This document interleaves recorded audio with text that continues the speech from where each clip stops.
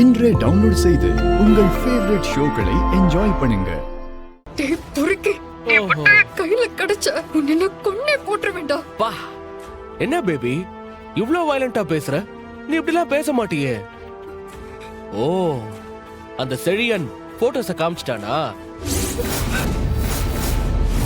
அப்ப வயலன்ஸ் இருக்க தானே செய்யும். குடும்ப பொண்ணாச்சே. நான் உனக்கு என்னடா பாவம் பண்ண? உன்னை உண்மையா தானே லவ் பண்ண.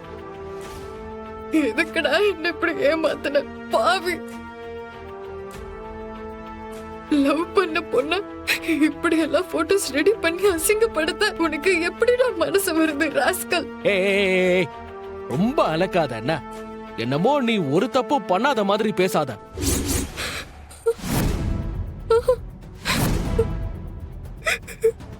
சொந்த வீட்லயே நகைய திருடி கொண்டு வந்து என்கிட்ட கொடுத்தவ தானே நீ. உனக்கெல்லாம் என்ன திட்டுற அருகதையே இல்ல. நகைய கொடுக்கற மாதிரி கொடுத்து விட்டு பின்னாடியே பிடிக்கிறதுக்கு ஆள் அனுப்பிச்சு விட்டு போலீஸ் கிட்ட மாட்ட வச்சியே. அதுக்கு நீ பதில் சொல்லணும்ல. டேய், பண்றதெல்லாம் ஃப்ராட் தனம். இதுல நியாயம் வர பேசுறியா நீ? ஒழுங்கா அந்த போட்டோஸ் எல்லாம் டெலீட் பண்ணிட்டு நீயா வந்து போலீஸ்ல சரண்டர் ஆயிடு. இல்ல அப்புறம் உன் உயிருக்கு எந்த கேரண்டியும் இருக்காது. ஹலோ பெரிய மேடம், ஒரு தடவை என்ன புடிச்சிட்டா எல்லா தடவையும் அதே மாதிரி மாட்டிப்பானா? என்னன்னா அவ்வளவு ஈஸியான ஆள்னு நினைச்சிட்டியா? எப்படி எப்படி போட்டோஸ் எல்லாம் டெலீட் பண்ணிட்டு நானா வந்து போலீஸ்ல சரண்டர் ஆகணுமா?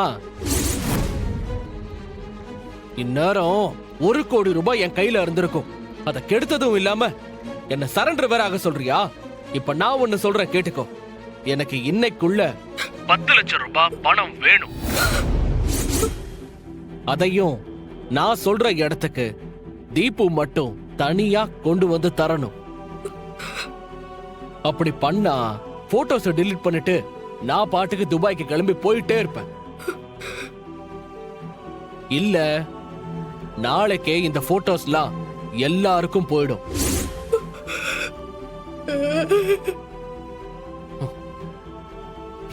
அழாத. ஏன்டா இப்படி உயிரை பாக்குற?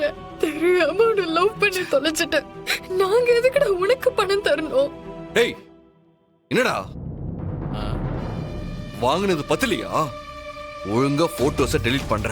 ஹலோ, யார் பேசினாலும் நான் என் முடிவுல இருந்து மாற போறது இல்ல. எனக்கு பணம் வேணும்.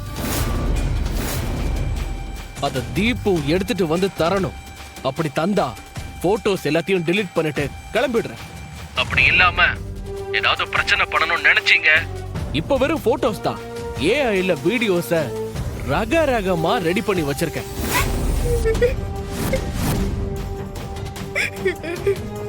அப்புறம் நாளைக்கு கல்யாண மண்டபத்துல அதுதான் டெலிகாஸ்ட் ஆகும். பாத்துக்கோங்க.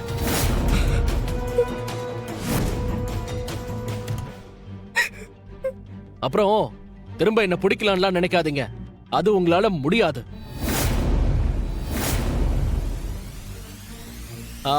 தீபு பேபி, நான் அப்புறமா கால் பண்றேன். பாய்.